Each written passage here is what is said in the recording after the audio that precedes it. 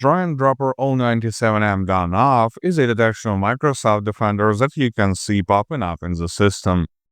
This detection is a marker of a malicious activity that can end up with spyware injection or hackers gaining remote access to the computer. In this video, I will explain whether it can be false positive and how to remove it.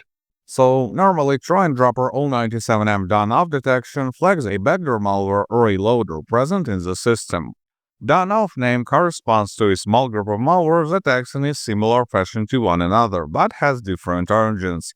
O97M in the middle is a marker of this malware exploiting Microsoft Office macros to run in the system. This in fact means that you have downloaded an infected Office file, and running it can make the malware active. For the symptoms that you may notice, they are mostly meager and unremarkable. Malware tries to leave as little visible clues as possible so it can stay undetected for longer. However, you can see console windows blinking from time to time, your internet traffic consumption getting exponentially higher, and a lot of strange processes popping up in the task manager.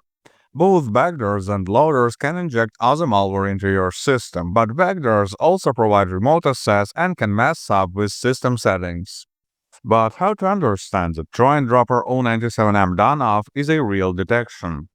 Manual analysis may be complicated, especially since malicious programs can sometimes mix their files with legit applications. For that reason, I recommend running a second opinion scan with grid-in-soft anti-malware. It will quickly reveal whether there is any threat to your system or not. Download it by the link in the video description and run a full scan. So the program will go through all the system elements, down to configuration files and hidden folders. The scan will take around 15 minutes. After the scan, click the Clean Now button to remove the detected malware. If no detections appear during the scan, then you have likely seen a false positive detection. But when there are malicious programs, I would recommend you to reset all the passwords that you have in the system. This way, cybercriminals will not be able to use the leaked credentials.